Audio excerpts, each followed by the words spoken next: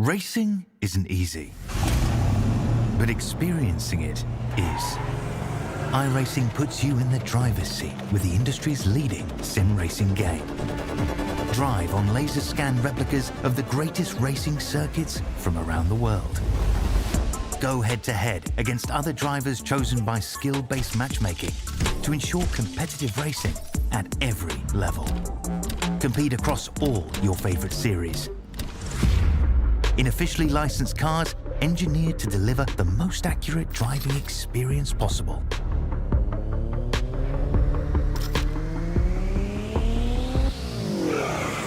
Join a race or host your own with players from across the globe. Race against the computer or in a league with friends. Feel the thrill behind the wheel. Visit iRacing.com.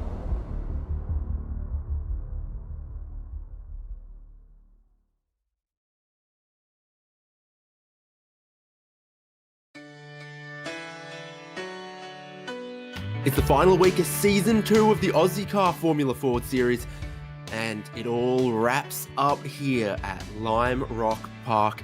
And on that classic fast layout too, we're going to have some high speeds. We're going to have some slipstreaming down the pit straight. Ozicar Formula Ford Season 2 is coming to a dramatic finale. David Haynes here on Simspeed TV with Jason Fewens. We are gearing up for all the racing that Ozicar Formula Ford has in store for us tonight. Whole handful of frantic sprint racing, Jason. Yeah, good evening, Dave. Good evening, everybody, and good evening, Donna. Tonight, we're going to wrap up the championship. We will declare ourselves a new championship winner, and no better circuit than Lime Rock. It's a circuit that's been on the server since day one, and particularly down in this neck of the woods, doesn't get a lot of love and a lot of airtime, but is going to be very, very well suited to these little Formula 1600 cars, and it's going to provide some.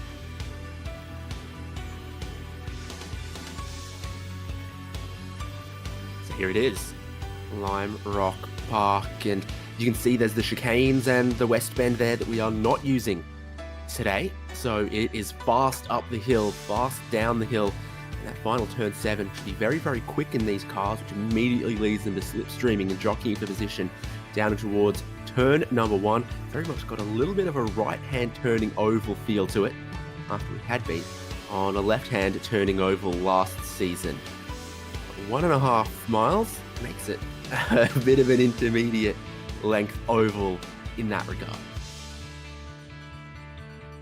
Yeah, it's going to be short and sweet. The lap times are going to go by pretty quick, and some of these drivers are going to find themselves with the leaders on their tail if they drop off the back of the pack here tonight. But we'll have a quick look at the championship standings after 5 rounds as we go into the final one. John Merritt sitting out in front, sitting quite comfortably with a little bit of a margin back to Timmy Harris, who's had an absolutely stellar standout season. Stuart Vaughan, previous Aussie car champion in P3, and James Chastanoff, another contender there, equal P3 as well. So a heap of drivers tonight could make a good points call, but it's all about John Merritt trying to consolidate that win. Yeah, that's our focus, isn't it? John Merritt against Tim Harris. And if any surprises could possibly come our way, interesting to see. Stuart Vaughan and James Chastanoff a little bit tied on points there. Looking at the race format, though, 3 little sprint races. I think that suits this little track where lap times are very, very commonly underneath 1 minute. It's 10 minutes of qualifying with 4 laps, which is underway and about to wrap up now. Then we get straight into that race 1, 15 minutes. Or 15 laps, whichever comes first. Could be either. Race 2, again, the same, but with a reverse. Top 8 positions after the finishing order of race number 1. We go straight into race number 3 with the progressive grid from race number 2. They are getting ready. They are going to line up for a rolling start at Lime Rock Park. John Merritt on the pole position, which is going to give him the inside lane to Sean Doyle on the outside of the front row, and then Tim Harris and Adrian Duke the row behind. Row number 3, Stuart Vaughan and James Chastanoff, they're neck and neck on points. They're going to be neck and neck on the starting grid as well. The row behind is Jacob Wallmeyer and Ben Wheeler, and then Nathan Verney, Tony Baker 9th and 10th, Dennis Hancock, Darren Shannon, Brody Shepherd, Warren Henry, Ira Felberg, Ashley Knowles, John Snell, Peter Wilkinson, Brendan Nealon, and Peter Bowling. Every car, all 20 of them, have a qualifying time. All of their qualifying times are comfortably underneath a minute. This is looking like a series of 15 lap races. Yeah, it's going to be interesting. It's going to be a heavy braking zone into turn one, and the cars on the left-hand side of the circuit don't want to find themselves on the outside line because you can wash yourself out on the grass very, very easily. So I'd suggest they're going to try and find their way into single file as soon as they possibly can on this opening lap. But as you can see, the drivers are on the grid at the moment. The iRacing safety car will lead them away for their warm-up lap, or their parade lap, I guess, in a few moments' time. But just keep an eye on some of those guys that are buried a little bit deeper in the field. You've got Jacob Wallmeyer sitting in P7, and we know he is quick. Sean Doyle off the front row, he's sitting fifth in the championship, fourth in the championship, I think it is. So he's done a pretty good job to come off the front row as well. And we also know Tony Baker's quick, he's out of P10. So should be some movers and shakers throughout the field as the 15 laps get underway, but it's going to be pretty important to try and consolidate a good finish in race one, because that could pay dividend in race two. Absolutely beautiful shot. Lime Rock Park got a bit of an art upgrade on iRacing not too long ago, and that includes all sorts of little things around the place that obviously director Jay Kennedy has found, like gnomes and t-shirts in the gift shop, and it's all out there. There's a little bit of there's like a water fountain or something somewhere around. There's a bit going on. Lee Diffie lives not too far from here. Oh, there it is. Yep, with the American flag. They say, can't you see? Gnome. No place like Nome.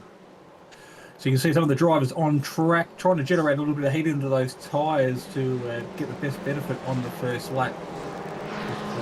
Seal side by side as they make their way up the top of the hill for their first time on their siding lap. It won't be long before that iRacing safety car just creates a bit of a gap, pulls away, and the drivers should be getting ready to expect a green light.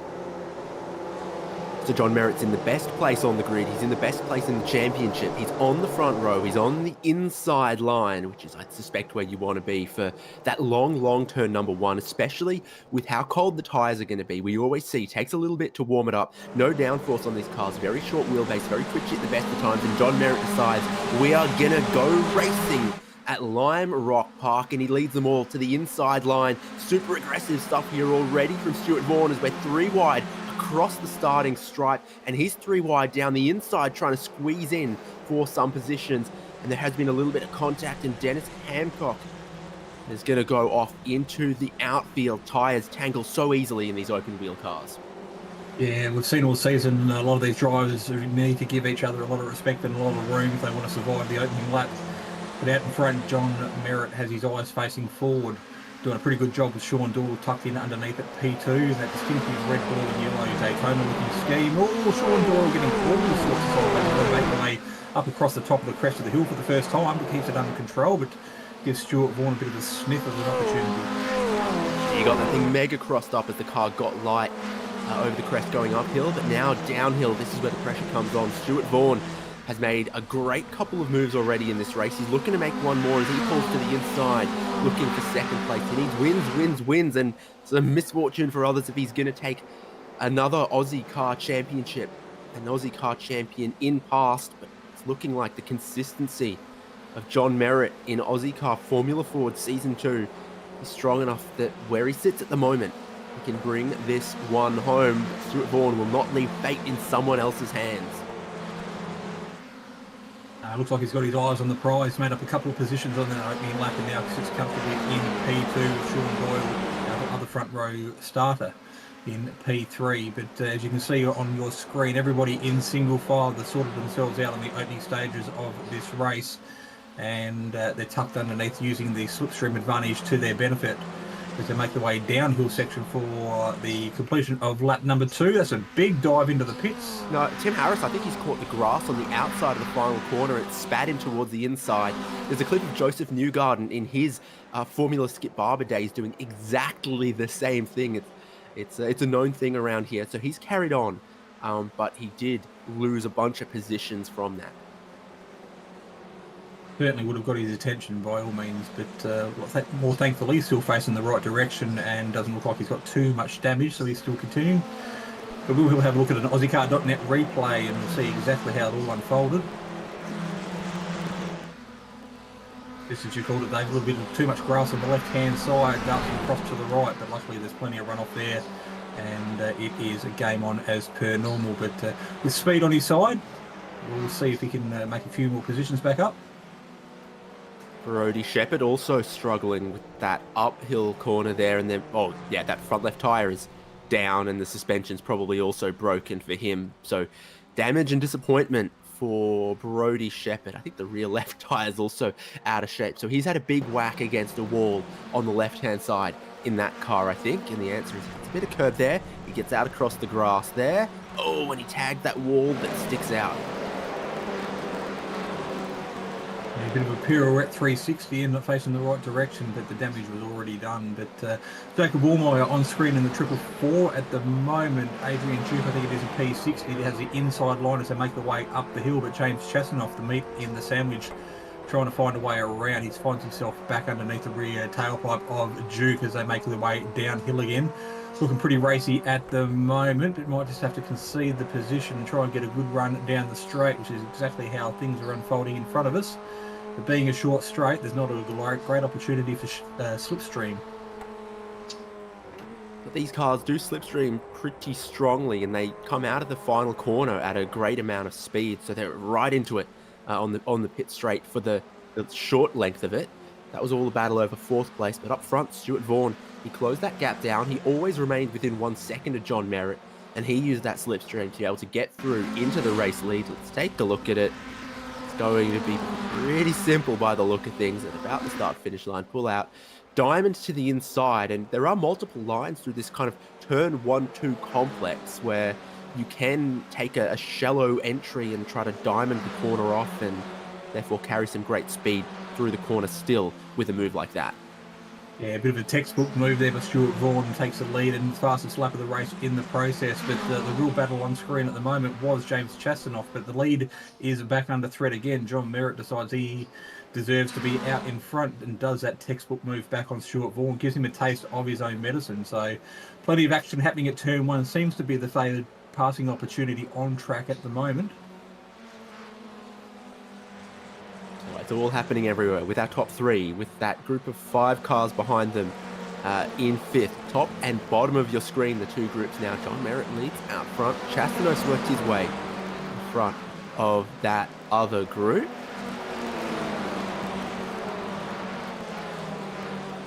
We haven't spoken about Sean Doyle too much, but he's sitting very, very comfortable and very pretty in P3 at the moment. So he has the best view of the challenging duo out in front at the moment, ready to make a move and a pounce pending an opportunity rises. So we jump on board with him now. Looks like lap traffic doing a very good job to get out of the way and let the leaders get on with it. Meanwhile, yeah, this is a bit of traffic all of its own. Chastanoff trying to maintain that position. Wallmeyer sneaks down the inside, makes contact with Adrian Duke, and Tim Harris is off the road again as he gets tangled up there. He's being taken for a ride. Hello, play the music. That was a little bit ballroom. yeah, Tim Harris mounting Adrian Duke there and going off into the weeds. But once he was hooked on, they were just along for the ride. So that was P2 in the championship, having a horror start to the evening. I just thought rolling in the hay was a figure of speech. And there they are, just one wheel entangled in another. But yeah, it spins him around for a half little spin there. No contact up front just yet, but Sean Doyle, he's looking to get down the inside here as Merritt's now being pushed off his line, and those two have a little bit of a touch as well. They come to the only left-hand corner in the track, and that's why John Merritt wants to maintain his positioning to get back into second through here, which he does, but that almost ended disastrously for those two as well. Yeah, they've got to play a bit very smart here. Stuart Vaughan's just literally going to make hay while the sun shines. Bridge that little gap, and it'll be very, very hard for these two to make it back up. So we're still just over the halfway point of the race number 1 here tonight, so still a long way to go. So a bit early to be tripping over bits of tarmac, but at the moment we're sitting in first, second, third. We've got Vaughan, Merritt and Doyle, as you can see on your screen. Sean Doyle taking the fastest lap of the race. New honours there for him, so he's definitely got the pace out there at the moment to be challenging with these guys. So why not, if he feels he can lead them, give himself an opportunity to sit up front. Coming out of that final corner already at about 190 kilometers an hour, and then over 200 by the end of the front straight, and that's how John Merritt gets back into the lead.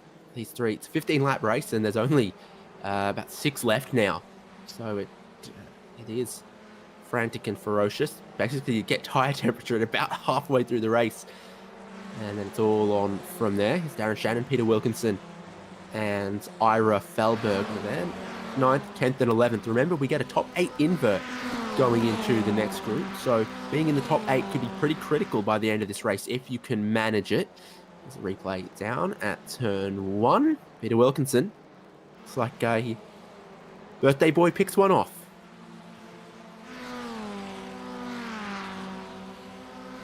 Correct, that might have been Saturday for him.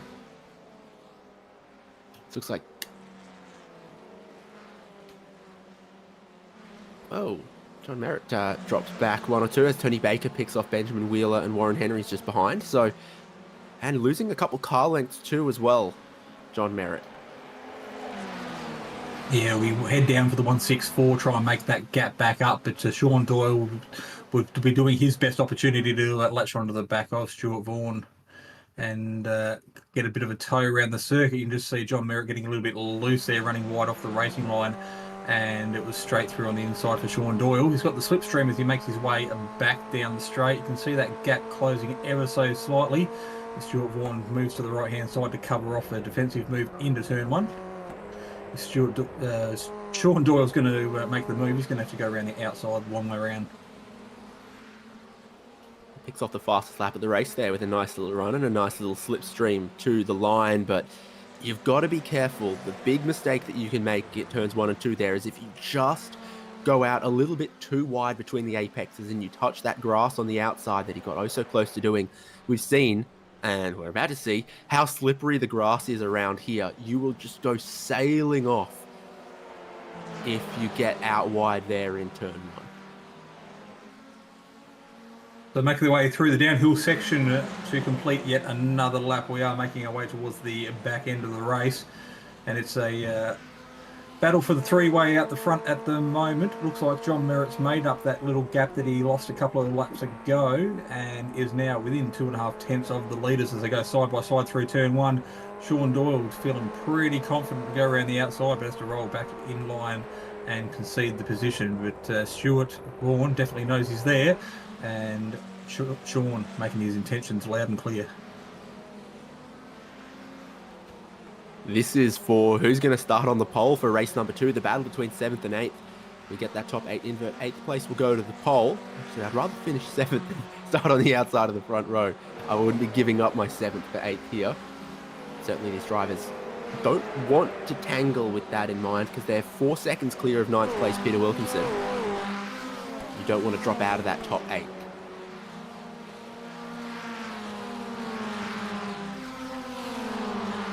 So the leader's going through, just letting another lap car fall behind him. So carrying plenty of speed through turn number 1, but Stuart Vaughan still leading the way. Sean Doyle P2 and John Merritt now taking honours as fastest lap of the race, using the benefit of that double slipstream in front of him to secure that feature.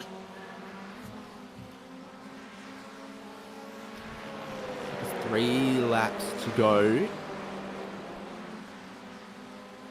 Very well might come down to trying to pass into turn 1 at the start of the final lap. It's complicated in this 3-way tussle. John Merritt clearly thinking up a strategy, biding his time here. Sean Doyle immediately already on the gearbox of Stuart Vaughan, who this time gives him the inside line into turn number 1 that he denied him the previous handful of laps, and that suggests maybe Vaughan thinks, Oh, as Vaughan goes a little bit wide, there's a car off there as they come through. Vaughan goes back into third.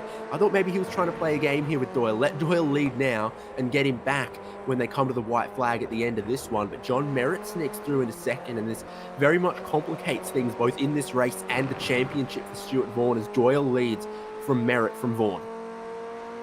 Yeah, I'm sure Sean's not too fussed and will let these two battle it out behind him. He will have his eyes on the prize, looking for a race win after a really, really strong round in round number 5, earning himself the top step of the podium. So see if he can back it up here tonight in race number 1. But 2 to go this time by as they enter the straight to get the white flag from Barney. Yes, and they will, and Doyle comes across trying to cover that inside, but not all the way across, and John Merritt thinks there's a Formula Ford width. I'm going in, and he goes in deep, makes a little bit of contact with Doyle, who's now going to spin around in the outfield to turn number 1. Vaughan goes through into second. My, oh my. So Doyle back motion underway, but he's lost a couple of positions, falls back into P5, so it's going to put him in the middle of the top 10 for race number 2. But more importantly, in front of the 2 leaders that are still battling it out on screen at the moment. Merritt's made his way back in front, so Stuart Vaughan just finding himself off the racing line as they made their way up the hill and had to concede the position. A little bit of a drift as they make their way down the hill for the final time. Final corner and Merritt leads. You can sometimes slipstream between here and the line. You can if John Merritt makes a mistake and touches the grass, but he won't. It'll be a close one, but John Merritt inches one step closer towards an Ozicar Formula Ford Championship. Stuart Vaughan. Chasnoff gets 3rd, Woolmeyer 4th. Doyle still got a 5th place there, but definitely not what he was aiming for when he led them to the white flag. And yeah, Tony Baker, Benjamin Wheeler, Warren Henry complete the top 8 as the remaining drivers race their way to the checkered flag in race 1 of 3. Yeah, battle of the team owners there, Ira Felberg and P-Dog Peter Wilkinson, finishing 11th and 12th just outside the top 10. So that battle pretty well went on for most of the race. Those two there separated by a mere 10th and a half. It's always frantic around here. It's high average speeds. It's a lot of right turning, and there's a lot of slipstreaming. Who XL in what, please, Dave? I was gonna say, can I get grey in? A year ago I would have said medium, but I think I'm a large now. John Merritt with the win, 2 tenths ahead of Stuart Vaughan, James Chastanoff, Jacob Woolmeyer, and then Sean Doyle recovering to that 5th place there. Tony Baker, Ben Wheeler, Warren Henry, Dennis Hancock, and Adrian Duke as the top 10. Remember, we take that top 8 and we invert it for the grid of race number 2 coming up right now. Ira Feldberg, Peter Wilkinson, Tim Harris, Nathan Burney, Ash Knowles, Darren Shannon, Brennan Nealon, John Snell, Brody Shepherd, and Peter Bowling. Our 20 drivers now ready, locked and loaded to go in race number 2 of 3. Again, 15 laps.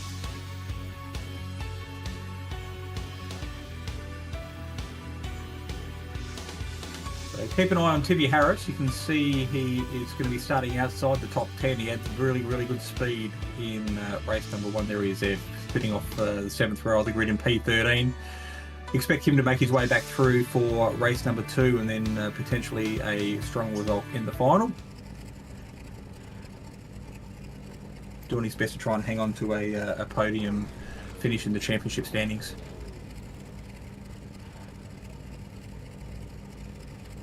So once again, a rolling start here at Lime Rock Park. That Porsche pace car. Gosh, could it lap quicker than a Formula Ford, perhaps, if it tried? But it's a GT3 touring spec without the rear wing, so perhaps not. Yeah, a longer straight, and I think the horsepower would certainly help it out.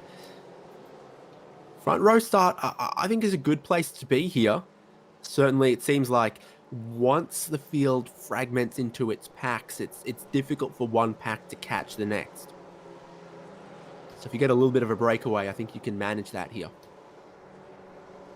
Yeah, it's a very short lap and really only one passing opportunity, one main passing opportunity, I guess, is at the end of the main straight. So if you don't take your opportunities when they present themselves, you've really got to wait another lap to come around before you can have another crack at it. So you tend to have drivers going side by side through some of these corners and losing time to those in front. So like you said, if you can get a little bit of a gap and the drivers behind don't play the smart card, you can just find yourself with a little bit of breathing room, and it's effectively what we saw the front three do in the last race.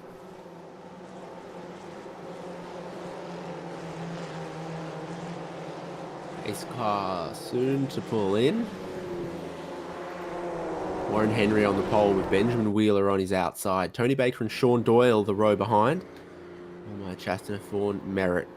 First 4 rows as we get ready to go for race 2 at Lime Rock Park. And go we will. Very, very early from Warren Henry. Green flag drops right about now as they get towards it. And Henry doesn't even need to cover the inside because he's gone so early. And he swoops the long way around turns 1 and 2. Tyres are cold again. They will need to be careful as they go side by side through the opening part of the lap here. Doyle kicks up just a tiny bit of the grass there as he looks to get down the inside of Stuart Vaughan. Vaughan has obviously made a couple of spots here on this race start as well, looking to work his way forward. Your top 3 starting to get away. A lot of side-by-side back here. There's Wallmeyer ahead of Vaughan. Doyle now looking down the inside of Ben Wheeler up the hill. That's where he had a mighty, mighty snap in race number 1. And these cars do look super loose over that crest. So lap 1 just about complete, they make their way through the downhill section, and it is very, very hard to go side by side. As you can see, one of the better Alliance racing cars, not the James Chastanoff, going out into the weeds, doing a bit of Jim's mowing, lawn cutting there, dropping back down to position 15. So you can see he's sacrificed a lot of time. So prime example of the cars not being able to successfully go 2 wide downhill on that opening lap while those tyres are still not up to temperature. Super, super snappy. Oh, tiny bit of contact behind this as Tony Baker's gone through into the lead from Jacob Wallmeyer. Warren Henry there in 3rd, and Vaughan and Doyle oh so close behind. John Merritt's looking down the inside here, coming up the hill, and again you get offline, you get out wide, and Benjamin Wheeler is suddenly getting swallowed up by a couple of cars by his own teammate there as Adrian Duke gets out ahead of him, and then Tim Harris is looking to pick up a lot of positions early here as well. Yeah, so Timmy Harris up 5 positions, sitting in P8 after 2 laps completed. So keeping his nose clean in this one, making a good progress forward. Darren Shannon there also might be serving a slowdown. He's off to the racing line, just letting a couple of cars past. He might have got a bad exit off of turn 1, off the final turn, like we saw Tim Harris be able to do as well, and kind of like we saw from James Chastanoff as well. Kind of challenging. You do want to be able to keep the throttle pinned through there if you can, coming onto the pit straight. But of course, on cold tyres or too wide or any of that, tough to do. A little draft there. Temperatures coming down as we go. Yeah, late in the afternoon, you can see a lot of the shadows on the track, so it's going to be a little bit harder for those tyres to stay up to temperature or get up to temperature earlier in the race. Also could be a little bit off-putting for some of these drivers as they try and hit their braking markers and their turning points through the shadows of the downhill section. Oh, I think I'm 3 wide for the lead here. I think they briefly did. No, a little bit further behind. Tony Baker, Stuart Vaughan, Sean Doyle here. And then this group with Adrian Duke, John Merritt, Tim Harris. Lots happening at the moment. A little bit of that gap, like I said, forming between the top 4 and the cars behind. Can this group, containing John Merritt, Tim Harris, catch the leading 4 where Vaughan and Doyle are? Yeah, Doyle's sitting in P4 at the moment, and he's taken the fastest lap of the race away from Jacob Wallmeyer, who was out in front. So plenty of pace there in that top group, and they have pulled a bit of a margin on that little battle we can see on our screen from about 5th through to about 10th. Duke could be a little bit of sitting duck here in 5th. He stays on the racing line. John Merritt looks down the inside. Harris is going to come across to try to follow Merritt through if he can in turns 1 and 2 here. Gap closes up just a little bit. Wheels interlocked almost. Yeah, it's exactly where Tim Harris came unstuck in race number 1 after a little bit of contact through no fault of his own. Just found himself in the wrong place at the wrong time. And wheels got caught up together, and big spin in the background. Might be Adrian Duke going backwards at a great rate of knots as well, and a big cloud of smoke. But be careful on that re-entry. Puts himself in a pretty precarious situation, but four wheels still on the wagon as everybody makes their way around the outside with no contact made. Yeah, I think Duke might have got a little bit of contact somewhere along there. We'll have a look. Or does he just get the grass wrong? Oh, no, he gets the grass, and he does it all himself. Just the wrong side of that curb. Outside tyre, loaded, dips into the grass, unloads, and unloads him.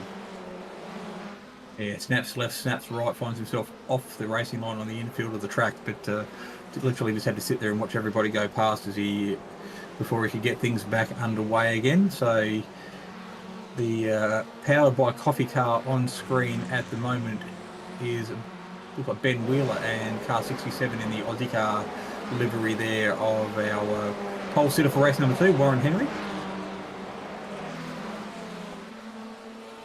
Yeah, that's that group. This is the lead group. Vaughan looking like he's going around the outside of Jacob Wallmeyer. Nothing to cover the top 4, and it's Vaughan, Doyle, there's Baker, and Wallmeyer in this group, and John Merritt lurks in the background and comes across to cover the inside. Wallmeyer looks like he wants to go round the outside. It's tough to do. You just don't want to run out of road on the outside between turns 1 and 2, and Doyle will run him out of road on the exit of turn 2 potentially, coming through into second, and they fight like that. John Merritt can catch them. This is how it happened. Yeah, just wide, scruffy run, top of the hill, and Vaughan gets him to the inside there in a place we've not seen a whole lot of passing. Oh, here's John Merritt. I never should have thought this top 4 was getting away. Merritt is on the hunt here. You can see the top 4. I think at this distance, you're definitely in the slipstream. He's 0.7 away from his teammate in front, Tony Baker. So top 4 pulling along P5 and the championship leader going into tonight's round. So we've still got another 7 laps of this race to go. So we're going to find ourselves a 5-way battle for the lead sooner rather than later. Jacob Wallmeyer tucked right underneath the rear tailpipe of Sean Doyle there, unable to find a way around. Sean doing a pretty good defensive job at the moment, but his eyes will be forward, facing out towards our race leader, Stuart Vaughan. Might be Tim Harris, might be a 6-way battle shortly. And here comes Tim Harris as well. This could get interesting as we're at about the halfway point of race number 2. No more reverse grids after here, so you want to be racing up front. You always do, and you'll continue to reap rewards from a tiny bit of grass for Wallmeyer, and he is going to spin out of contention in the top group, not make it all the way to the wall. I think he just turned into the final corner, outside tyres on the grass, spun him around, and you can see the field at speed, 200 kilometers an hour in Formula Fords, are going to get past him. Here he is in third, right in behind Sean Doyle, coming down into the final corner, and just that sneaky half a tyre off the pavement. Yeah, sending smoke signals as he tried to pull it up. There's plenty of runoff there on the exit of the final turn anyway, so we're managing to keep it off the wall. But we're just talking up the prayers of a potential 6-way battle for the lead, and looks like at the moment we're sitting with 4 cars, 2 and 2. Sitting there at the moment, but Tim Harris still doing a pretty good job at the moment, just sitting over a second and a half off the back of the this group here to work his way forward still. So I wouldn't rule him out. He's got plenty of speed and plenty to fight for tonight. Now, after how it ended on the final lap of race number 1, I'm sure Sean Doyle will be very happy to settle for second in this race. Yeah, like I said, he come off a very, very strong result in round number 5, taking the win. So we know he's got pace, he's got really good form as well. So he'll be looking to finish the season on a very, very strong note. And I'm saying that, I think he's still in the top 5, the 6 of the championship. So he's still got plenty to race for as well. The next group, James Chasnove's trying to get away from Benjamin Wheeler, who's got Nathan Verney and Warren Henry all over him.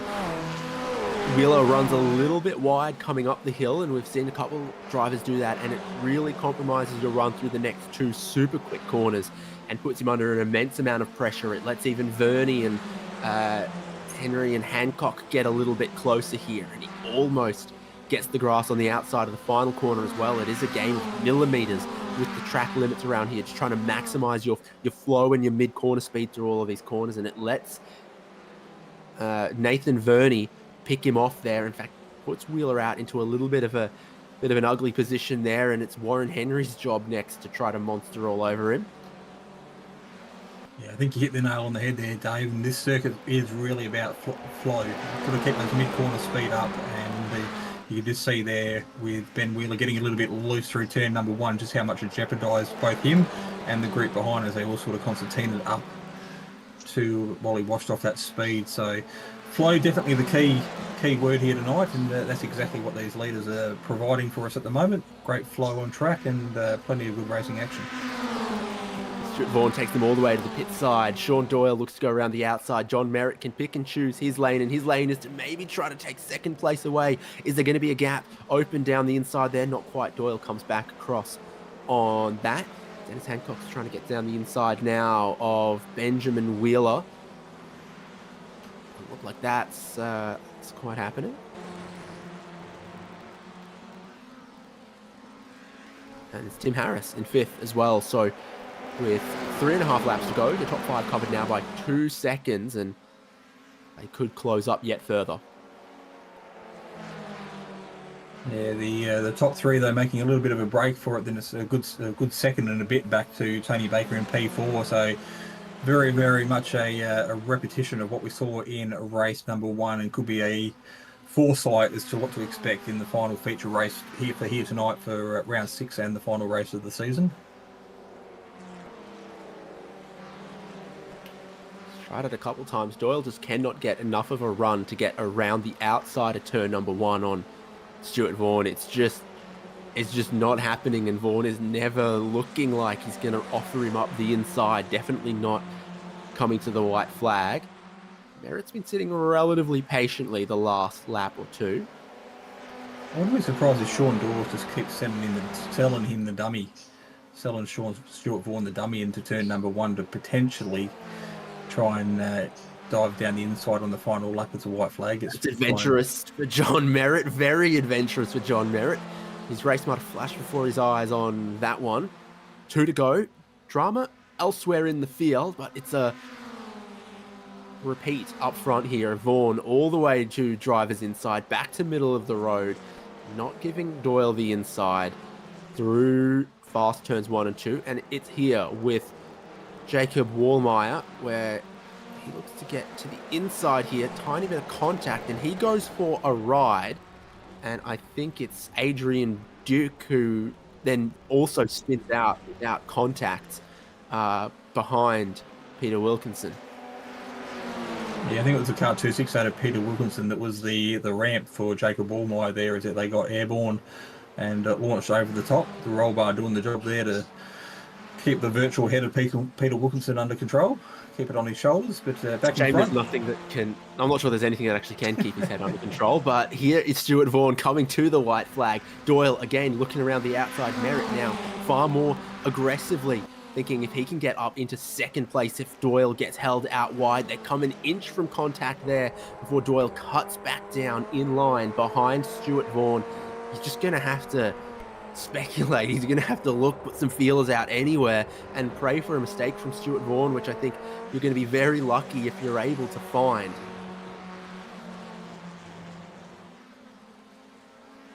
Yeah, he's been faultless for a good couple of seasons now. You see a little hiccup every now and then, but 9 times out of 10 you put your money on Stuart Vaughan to have a faultless race.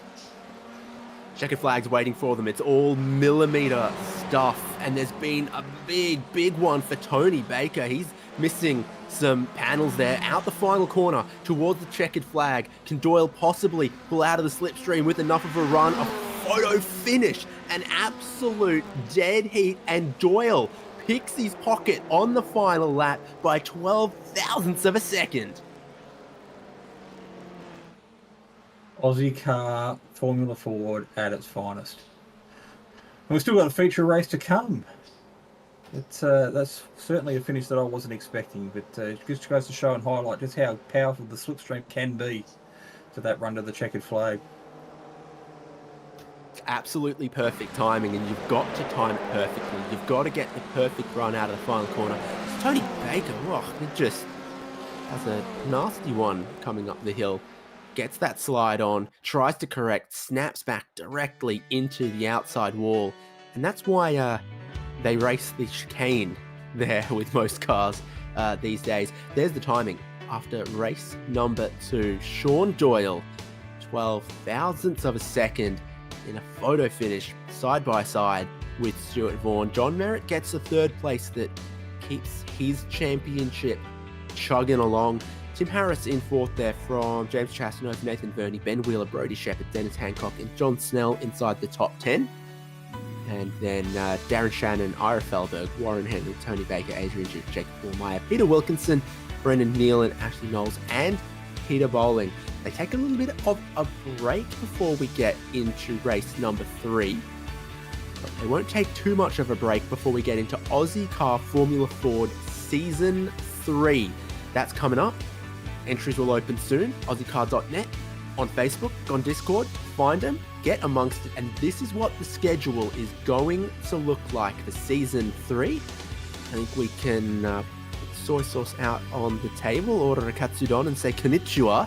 We are heading to Japan, Suzuka, Okayama, Fuji, Tsukuba, Motegi, and Okayama again on the short course. That one should be pretty interesting. Yeah, very much a oceanic Pacific feel about it as we make our way to the Orient. But some pretty good circuits there. Suzuka's going to be an absolutely cracking race to open up the campaign in round number 1.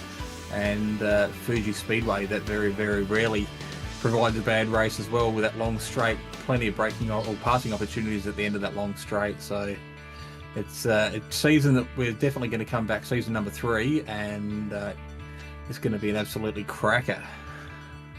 Absolutely, it will be. There's one more race left tonight, though. We'll take a tiny break here on Simspeed TV. When we come back in just a minute's time, the final race and a champion in Ozicar Formula Ford Season 2.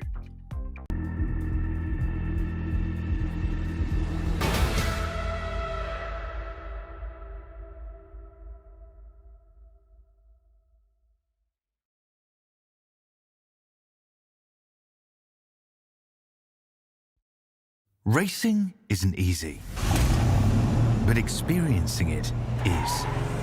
iRacing puts you in the driver's seat with the industry's leading sim racing game. Drive on laser scan replicas of the greatest racing circuits from around the world. Go head to head against other drivers chosen by skill-based matchmaking to ensure competitive racing at every level. Compete across all your favorite series. In officially licensed cars, engineered to deliver the most accurate driving experience possible.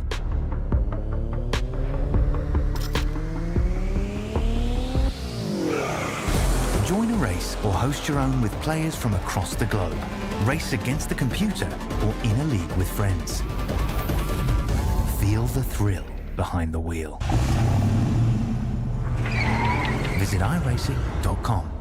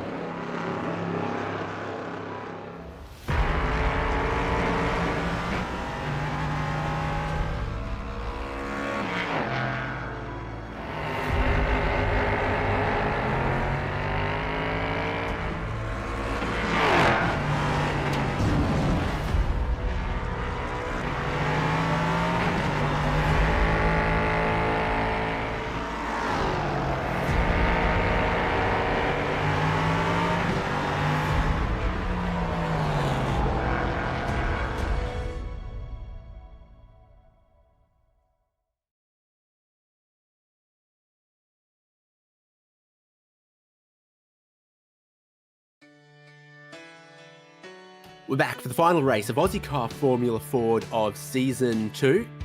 Ozicar, supported by Sim Racing League's Locked On Lads, Prestige Trophy Badge and Engraving, and in support of the No Social Hate campaign. One more 15-lap race left. Are there any surprises for us? Left at Lime Rock Park, Sean Doyle will start on the front row of the grid. John Merritt, he just needs to be in that top 10 and a championship is his. So sitting outside P6, got Ben Wheeler, Brady Shepherd, Dennis Hancock, John Snell, Darren Shannon out of P11 and Ira Felberg out of P12. A little bit further back, Warren Henry, our pole sitter from race number 2. Tony Baker to his right after an incident in race number 2. Adrian Duke, Jacob Wallmeyer, Peter Wilkinson and Brendan Nealon round out your top 18. And on the final row, Ash Knowles, and I don't think Peter Bowling's actually taken the start tonight, so he was 16 laps down on race number 2, so he didn't make the start there. But the drivers are currently out on their parade lap as we speak. Again, under control from the safety car as they do their formation lap, ready for the final feature race of season 2 this evening.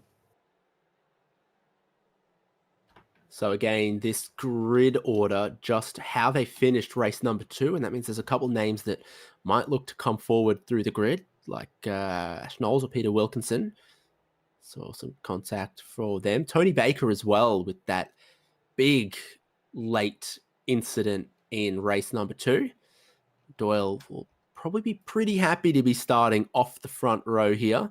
Although Stuart Vaughan to his outside, we know super, super quick. And then that second row, John Merritt and Tim Harris. I think if Tim Harris can start within a touching distance of the leaders and stay in the slipstream, he's a good chance. But I think circumstances have conspired both races for him to be either out of it or just stuck out of the slipstream. So he has a really good chance now we get going. Doyle puts the power down out of the final corner and they're 2 wide, 3 wide, a mess of Formula Fords, 4 wide, crossing the start line for 15 more laps.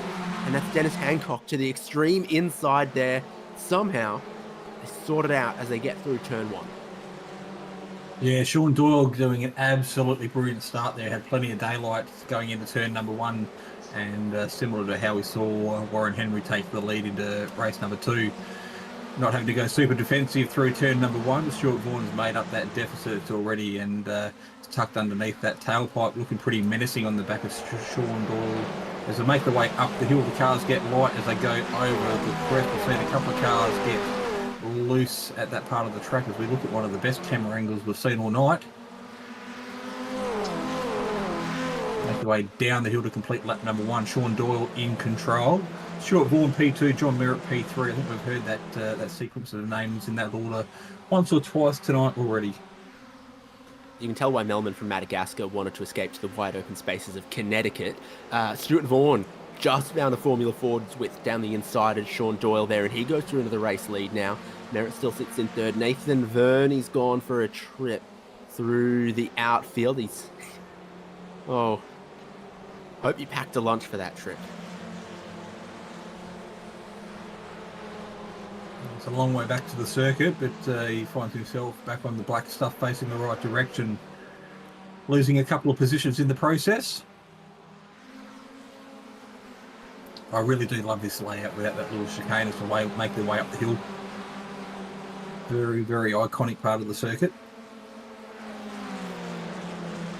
And the drop down through a flat out final corner. Stuart Vaughan leads, but offering no defence. It's interesting to see now he comes across a little bit closer to the middle of the road and back to the racing line. Doyle, Merritt, Tim Harris, they all opt to stay in line this time around, and it looks like a leading group of 8. James Chastanoff, he's right there. Brody Shepherd can keep touch with them. Benjamin Wheeler and Dennis Hancock just behind that. It's over 9th place where things get pretty wild as well. Adrian Duke leading Jacob Wallmeyer here, and I think I saw Tony Baker and John Snell side by side just a second ago. Duke and Wallmeyer both up 6 spots from where they started in this race, so they started all the way back and they've come forward inside of the top 10.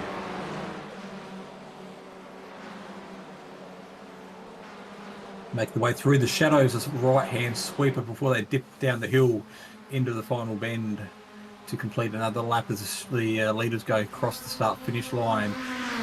And he's done plenty of times tonight. Sean Doyle looking for a long way around the outside as Stuart Vaughan has a bit of a blinking episode.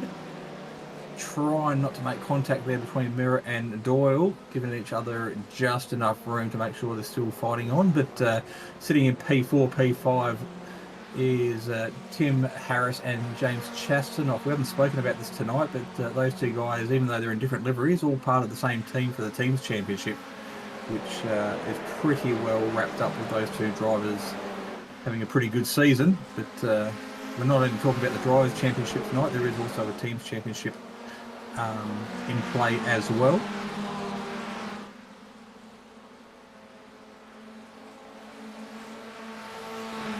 So what happens this time on the pit straight? We're going to get a little bit more movement. Mayhaps Doyle looking to go for the lead. No, we are not. We are going to get Ash Knowles almost repeating Tim Harris's race 1 antics. A little bit wide on the final corner. A couple of changes for the fastest lap on screen as well. We have Jacob Allmeyer taking the purple sector, or the purple stopwatch, away from Brody Shepherd it was, who took it away from John Merritt. So a couple of changes there within literally 4 or 5 seconds of each other as the drivers made their way across the start-finish line. Bernie, it's on, a bit of an adventure once again. Another off-track excursion. Pit Bowling back on track in race number 3. Up front, our top 5 are getting away with Vaughan, Doyle, Merritt, Harris and Chastanoff. And this time a lot more defensive line from Vaughan. Doyle lifts out and it balks Merritt a little bit, who maybe wasn't expecting that checkup on the way in towards turn number 1.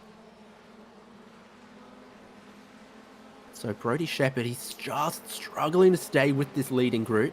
He might start to get sorted up by Benjamin Wheeler, Dennis Hancock, and like we said, Adrian Duke and Jacob Wallmeyer both been so quick in this race, making their way up a lot of spots, and now they've caught that group led by 6th place. So they're making their way forward in that.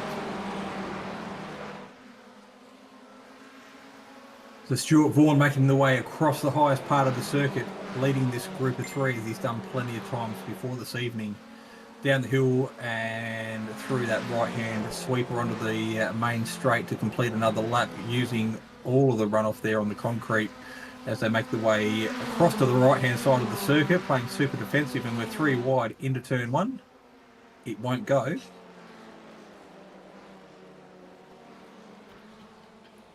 Now, won't we stay in the same order? Peter Wilkinson, is there a locked-on car that hasn't explored the grass on the exit of the final corner? My oh my. The way that they've just battled a little bit up front here, Brody Shepherd could still just manage to get back to the leaders. Jacob Wallmeyer has made another spot and doesn't hold the fastest lap of the race anymore. His 53.882 has been surpassed by John Merritt's 53.847. So that is to say only barely. Going to get the same again. Merritt found that going 3 wide to the outside gave him nothing last lap. So now he stays with Vaughan. He's going to be able to follow Vaughan. Vaughan absolutely side-by-side wheels with Doyle. Almost a tiny bit of a hip check there on the outside of 2. A wiggle into the left-hander at 3. Yes, Sean Doyle doing a pretty good job there of just moving around in the mirrors of Stuart Vaughan, just trying to unsettle him. But a wily old character, Stuart Vaughan, so he's not going to let that upset him too much. There, in a puff of smoke, we've seen Peter Wilkinson there doing his best not to enter pit lane. John Merritt's made a super opportunistic move on Doyle at the top of the hill. He's gone through in a second. Tim Harris follows through into 3rd, and Chastanoff will look to also get through into 4th. Someone come across and give him a slipstream on the inside. Both of them have boxed in. Sean Doyle, he can go nowhere. He's stuck in the left-hand lane as they approach turn 1. Doyle now back into 5th. This outside line just doesn't seem to have the grip or be able to carry the momentum in these cars there. Yeah, just highlights just how close the racing is here. One little hiccup and you find yourself battling from the lead back to P number 5. So It's a lot to play for tonight, but just one little mistake and you can find yourself on the receiving end of a slide back down the proverbial snakes and ladders game that is being played at the moment. They all look committed 10/10 over the top of the hill there. Tail kicking out somewhat. It's got 6/10 over John Merritt, so he's definitely still within the slipstream, but there is 1 second between Merritt and Tim Harris. So Harris has got himself up to third, but has it been at the expense of the leaders getting away? Chastanov looks to defend Sean Doyle there into turn 1. Doyle, he just carried too much speed, and he did catch that grass on the outside this time. Don't think there was any car-to-car contact. By trying to go around the outside, Doyle's just not found grip out there, and he's ended in the outfield, lost a bunch of positions because of it. Yeah, look, to be honest, I think that might have been just frustration from losing a couple of positions the lap before and really trying to make the most of an opportunity that wasn't necessarily presenting itself. So I'm with you. I don't think there was car contact. It was just a matter of a lack of grip and a lack of traction on the outside of turn number 1. So effectively takes him out of the equation for our feature race tonight. We're 2/3 of the way through the race, but an Ozicar.net replay on your screen at the moment. Just see a little bit off camber there on the outside of the corner. And once that wheel drops off the edge of the track, she was all over Red Rover. You can see how strong that slipstream is. There's 2 laps in a row. John Merritt's reset the fastest lap of the race, closing in on race-leading Stuart Vaughan to give us, hopefully, another Ozicar Formula Ford grandstand finish for the season finale at Lime Rock Park. And what a way to take the championship it would be for John Merritt as well if he can get one over Stuart Vaughan in this race.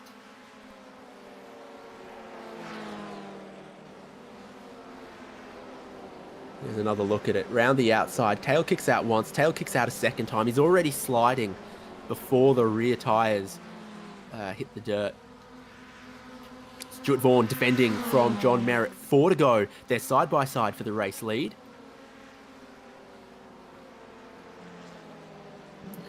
Yeah, Merritt, our championship leader going into tonight, has had some pretty good, strong results as the night has gone on, but after a really strong, stellar season, I'm sure he will want to carry out with a win and finish the season on a super high to clinch his potential championship. Adrian Dukes had a slide in turn 1 that Dennis Hancock couldn't avoid, and the two of them made a little bit of contact. Duke out in the grass. Dennis Hancock checked up. Because of it, puts him under pressure from this gaggle of cars. Warren Henry, Ashley Knowles, RFL Vic, Sean Doyle and Darren Shannon all having their own race. And while we've been focused, on the leaders and on those battles, the truth is that 70% of the drivers in this field are battling someone. So Walmire in blue leads this group, powered by coffee cars. I think Duke maybe almost just gets a tiny bit surprised by his teammate there.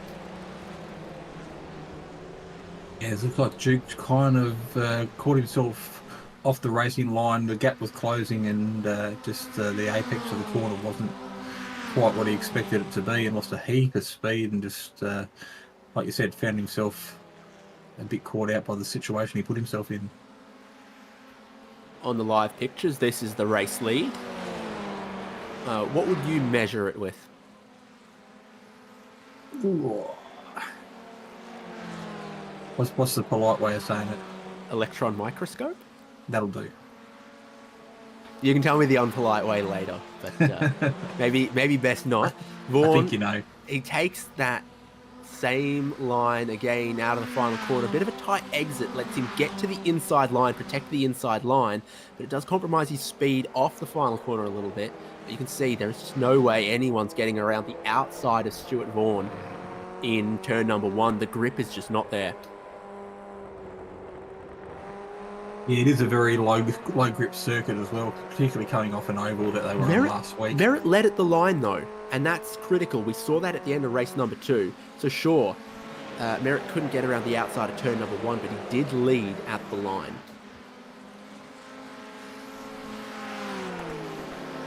So it's going to be very, very critical that he gets a good run down the hill and through the final corner this time, next time by. It's a double negative.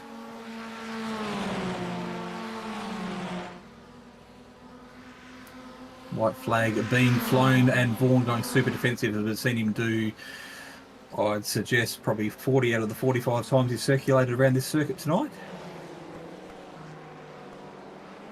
Bit of a favoured line, but definitely proven it's worth, and it's been working for him. Now, the white flag waving on them that time, so they're on the gnome stretch at Lime Rock Park. John Merritt is going to try to repeat that same move out of the final corner, but he's going to make this an interesting little last lap, forcing Vaughan defensive on the way up the hill. Vaughan stays defensive, middle of the road.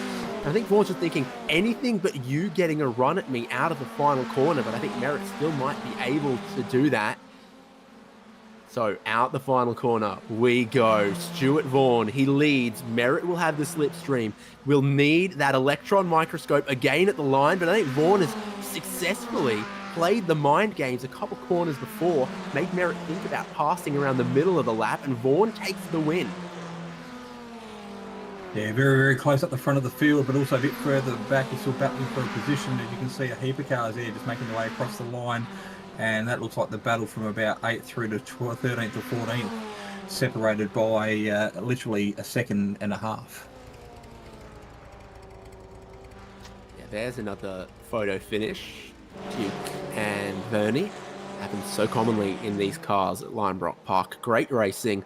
Vaughan holding off by less than a tenth to take a race win and deny John Merritt a win, but not the championship. And then Tim Harris also on the podium, just ahead of James Chastanoff, Brody Shepherd, Jacob Warmeyer, Ben Wheeler, Tony Baker, John Snell, and Dennis Hancock. The top 10 in the last race of the season in Ozicar Formula Ford Series. And behind them came Warren Henry, Ashley Knowles, Sean Doyle, Ira Felberg, Darren Shannon, Adrian Duke, Nathan Vernie, Peter Bowling, Brendan Nealon, and Peter Wilkinson.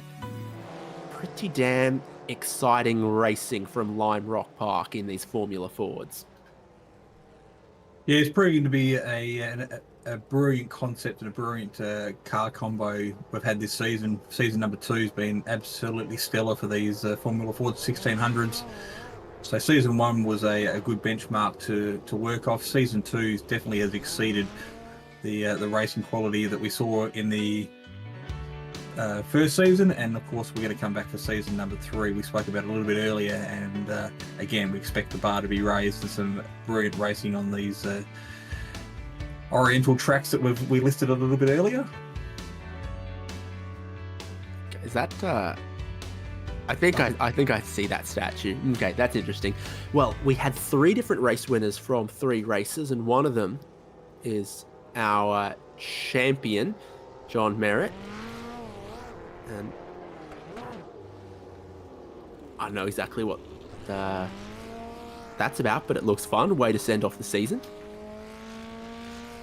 Yeah, it's been a long 6 rounds for a lot of these drivers, and credit to them. A lot of them coming back and have done the majority, or if not all, the races. So we've seen some pretty familiar names throughout the course of the season, and again we expect to see them back and repeat the process as we come back for season 3. Those circuits again on your screen. Round number 3 highlighted, it will be a retro livery round and Skip Barber. So yeah, Fuji Speedway definitely one to be marking on the calendar. That will be the 9th of October. But yeah, retro round to meet our halfway point of season number 3. Yeah, very interesting. Some of the drivers are getting out of their cars and coming to find us, and they include the final race winner. Super intense 45 laps for you, Stuart Vaughan. Yeah, I've probably never sweated so much in a race before. That was insane. Absolutely. Well, race number 2, you're the wrong side of 12 thousandths of a second. Race number 3, you're the right side of 75 thousandths. Yeah, just sometimes it goes that way. I mean, I honestly thought I probably had him, but he got a really good run. I think he sort of started a bit further back, and so he was able to carry a bit more momentum through. But John and I just typically having a bit of a sideways battle throughout any corner on the last lap, so I think he sort of screwed himself up. But no, it was good fun, man. anything, more of an oval here than USA International. Yeah, I don't want to talk about USA, mate. That was a shit race. Apologies for the language. Well, you came away with a handful of wins across various of the different tracks this season. Any particular standouts from season 2? I didn't mind Barber. I think Barber's I like the technical tracks. Even Lime Rock, to an extent, is quite technical because you sort of got to get every corner absolutely right or you're going to get past. So I really do enjoy the short tracks. I think they suit the Formula Ford. But what have we got for next season? I haven't had a look yet. We've had the graphic up a couple of times, but we're going to Japan, so we're basically hitting all the Japanese tracks: Okayama, Fuji, Motegi, Tsukuba, etc. Oh, perfect. That'll be perfect for these cars. You can pencil in the season finale of season 3 at Okayama Short, perhaps. Excellent. I've done plenty of laps there in an MX-5. Absolutely. Well, congratulations. That's a second, and a first to round out the season. Lime Rock Park was pretty good to you. Anyone to thank? Yeah, just thanks for everyone for participating in the series. Obviously, it wouldn't be much without everyone driving, so I know some of the guys at the back probably don't get some of the glory that they'd wish to get, but I really do appreciate it because without them, there's no show, and especially you guys too. Well, congrats. We'll see you in season 3. Thanks, boys. See you later. A very, very happy race winner Stuart Vaughan there, taking the top honours of the championship tonight. But I will drag in our third place getter and the final step of the podium this evening. Welcome to the commentary box here at Simspeed TV, Tim Harris.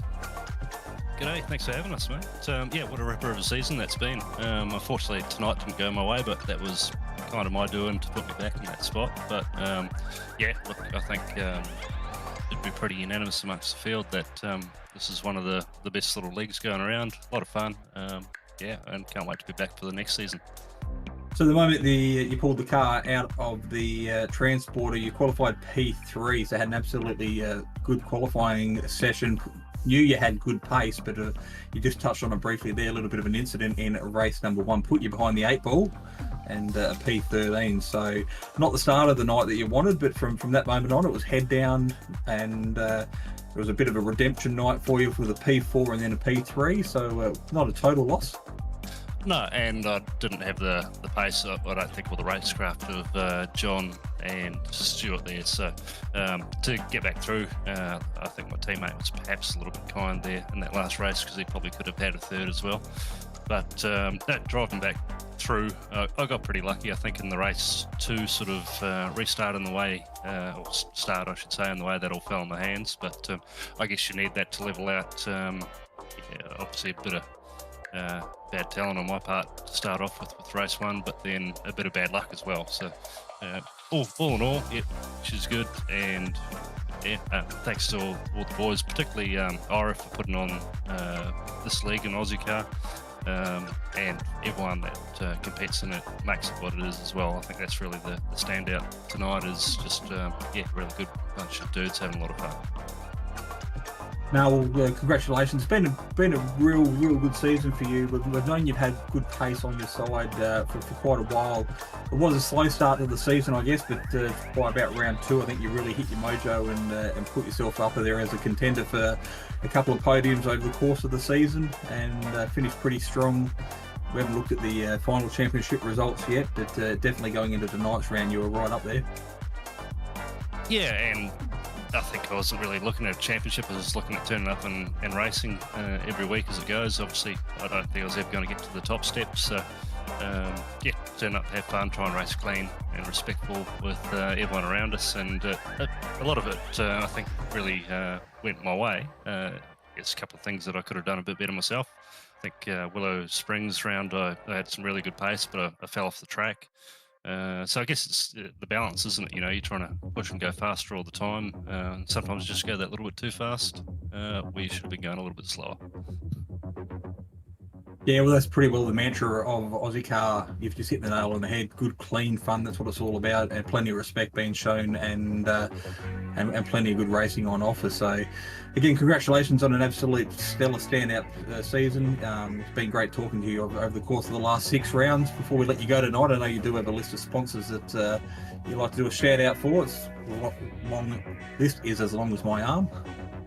Yeah, look, I'm just going to refer everyone to the Facebook page, Locked On Lads. If you jump on there, give it a like. That'll mean the world to Wilco. Link should be on there for the Discord. I think Wilco and Vic have got something pretty cool in the planning at the moment for next year's box rally, that they're going to do a bit of fundraising around some really good causes. So jump on the Locked On Lads Facebook page and give that a like and sort of see where that campaign goes, because I know the guys putting a bit of heart and soul into it, really, for a cause that's really close to both their hearts. So yeah, do that, and I think that rounds us up. And obviously, thanks to James and the Locked On Banter Alliance guys for sort of having us as part of the team as well. Beautifully said, mate. Well done. Congratulations again. I'll let you go because we do have a couple of other interviews to get through this evening, but really strong result tonight and well-earned points finish. No worries. Thanks, guys. See you soon. Let's move it along then. And we haven't had John Merritt yet, have we? We have not. He's been off celebrating spraying champagne from pillar to post. Welcome to the commentary box, John Merritt. Yeah, thank you. Pretty exciting racing there. Very, very close stuff across all 3, and you came away with that race number 1 win. You never stood off the podium, but just eluded you on that final lap of the final race now. Yeah, Stuart had sort of worked it out. I thought there was enough draft to get around the outside, but not without pushing the boundaries and probably making a mistake. So if you stayed narrow and got the shorter run to turn 1, it sort of worked. But awesome racing, as it always is with Stu and Sean. We had some good battles through the night. Sure did. You had some good battles and some good racing all season long, because you are Season 2 champion. Yeah, it's awesome. Awesome. It was good to put a season together, and thanks to Ira and everybody for organising the series, and obviously Simspeed for the broadcast. It's been some awesome racing. I thoroughly enjoyed it. Now you've got to defend it. Yeah, got to come back and defend it, and I'm sure there'll be some familiar faces and a few that'll want to have a crack at the title. So looking forward to it. It's one of my favourite series that I run, so I was just complimenting Ira before. Looks like around a short lap like this, not too many corners, that you've got to get absolutely every single one of them right. But the track limits are grass, and the grass was very slippery. Yeah, the grass bit a few, I think. It's we were commenting earlier. It's if you have a little wobble or bobble here and you get that edge of the grass, it makes for a lengthy night, long race. Sure would. 20 cars. And what about that inverted top 8 into race number 2 though? Saw you have to fight from 8th on the grid there. Yeah, David, I probably didn't get the best of runs, and sometimes it just rolls out in front of you. So, but good battle. I sort of was making a regular mistake at the last turn there, so I really didn't get on terms with Sean and Stuart in that one. But they were having a great battle. It was enjoyable just to watch it from afar. Congratulations, your time is more valuable now than it was before, so we won't take too much of it. You have some people to thank, no doubt. Yeah, thank you to the Pulse Chukatida team and all the boys for coming along and in the Ozicar server. And obviously, as I mentioned before, thanks to Ira and the team and Simspeed for the broadcasting. John, it's been a pleasure. We'll see you around. As always. Thanks, Dave. Cheers. Well, you had plenty of mentions tonight, particularly in the celebrations and the congratulations. But welcome to the commentary box, Aussie car founder and legend himself, Ira Felberg. Another season in the bag. I don't know about Legend. I hope what they were saying was all good, but yeah, no, I appreciate it, man. Cheers. Bit of a short circuit to finish the season off with, but your course selection or your circuit selection has proven to be a favourite between the drivers this season, and provided plenty of close action throughout the course of season number 2. Yeah, in the green room there, John was just saying it's a funny little track line. Rock, you look at it and you think, it's not much, but you get out there and mate, it's just, it's such a good track for racing, and it's one thing that like I do spend a lot of time on. Like, I think it'd shock most people if they knew like how long I spent on testing, and there's a lot of stuff that like starts out as a cool idea and then you go do it, especially with the AI now. It's cool because you can go actually test stuff, and it's not obviously exactly the same, but it gives you a pretty good idea. And the track choice. The other thing is the format, like mixing it up, because if you have a shorter, like if we had a pit stop race tonight, the traffic, dudes coming out of the pits. So by tweaking the format to the right track, it does make a big difference, and I'm glad that the other people notice.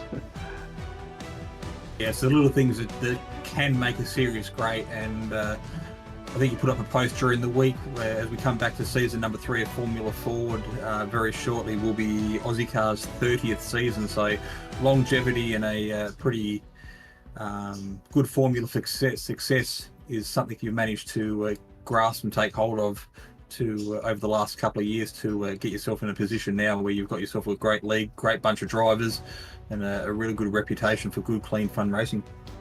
Yeah, 100%. And look, it hasn't been without its mistakes. I'll be the first to say that, but that's kind of how you learn. And and the other thing is, look, to be honest, it really, I keep saying that every season, but it really is a team thing. Like, if it was just me, it just wouldn't happen. And even the amount of like work that Nathan does on the scoring, and then you guys working on the broadcast, bringing like a special touch to it, Jay, the sponsors, the people behind it. So I'm just kind of the guy in the middle who organises it all, and I've come up with what I think is a pretty good formula, and we've got a pretty good group at the moment, and a few new people coming next season. So it's pretty spun out, to be honest. Like 30, I mean, as you get older, it's like, man, it's like time speeds up. But I can't believe it, or 30 already. And some of those have been long seasons too. Back in COVID, we were racing like 2 nights a week and stuff. So it's nice to look back on, and I look forward to another 30 in the future, hopefully.